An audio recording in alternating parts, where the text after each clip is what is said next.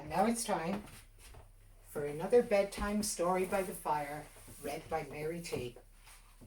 And tonight's story is called A Funny Thing Happened, and it's written by Denis Sexton. One bright October morning in 1976, I set out to change the world. Rather than jump into the car and drive to the school where I'd been teaching, I set off on foot for Bayside Railway Station. My wife waved me off. Though still hurting from having lost her own job thanks to the marriage bar, she was happy for me. At least she'd have the family car while I was away in training. Our 3 young children, however, were less pleased with the idea of Daddy being away so much. I could only hope that despite the disruption in our family life, they and perhaps their own children might one day come to appreciate that Daddy's new job was worth the upheaval. The aim was to replace the remnants of the old murder machine with a modern primary school curriculum. New pedagogic principles, new methodology, new furniture, new buildings, new relationships among the stakeholders, patrons, management, teachers, parents and pupils. And for the first time, formal recognition that some of our children do have special needs. As for the school's inspectorate, the challenge was to go out and preach this new gospel. If big ships are hard to turn around, the Irish education system would be as big as an ocean liner. My wife decided that if I was going to be an inspector, I should look like one, so she bought me a trench coat, a long garment with impressive lapels and a storm flap. Aren't you confusing me with Inspector Clouseau? I asked. Well, you don't want to look like an old-fashioned Kigera, do you? She was right. The Kigera also needed a full makeover.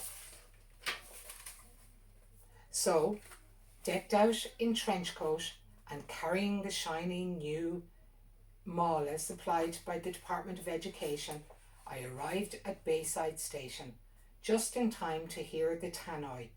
Haute train delayed. No problem. I wasn't meeting my first mentor, Sean McConamara, until 10 o'clock. For 2 weeks I'd be with Sean for on-the-job training, then off on similar postings around the country for 6 months. All going well, I'd finally get through on Trial and be awarded my wings as a Kigera Scullina.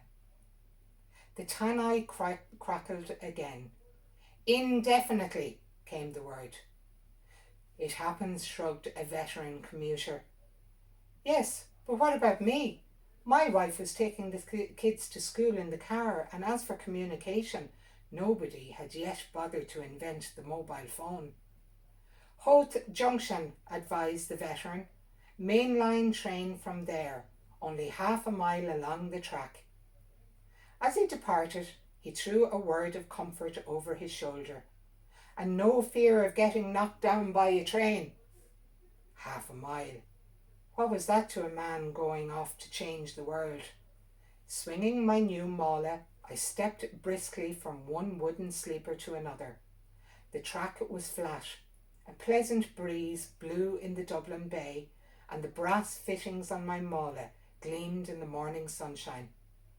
After about 100 yards, things started to get awkward. Whoever had laid the sleepers had placed them too close together. For walking, they demanded the mincing gait of a high-heeled, tight-skirted woman. I tried skipping a sleeper. That resulted in my well-polished shoes plunging into the sharp, flinty stones. Ignoring the pain, I soldiered on. The 1971 new curriculum was possibly the most radical plan ever devised for Irish education. Change, however, didn't just linger in the air. 2 large brown-covered volumes contained full details of the plan for the new road ahead.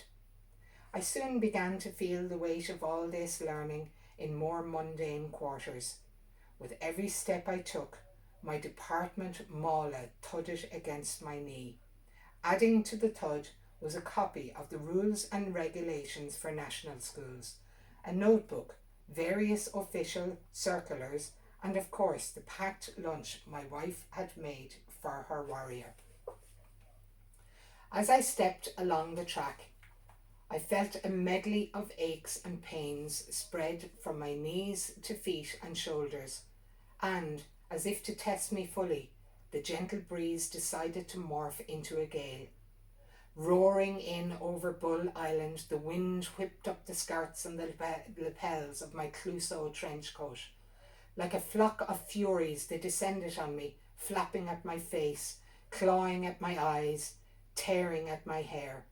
Most vicious of all was the storm collar. I had fastened no more than a button or two when it seemed as if the thing wanted to throttle me.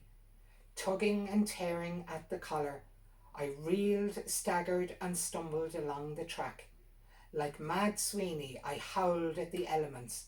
As I did, the wind turned back, it roared back even louder. Hoth Junction, Kilbarrack, Connolly Station, coming up Talbot Street, I wondered why people were staring at me. My reflection in a shop window gave me the answer. The storm collar. Hanging limply from my shoulder, it looked like a dead ferret. I tried to adjust it. No good. On the shoulder or off the shoulder, it continued to hang there like a very dead ferret. Glad to escape the gauntlet of shop windows, I turned into Marlborough Street.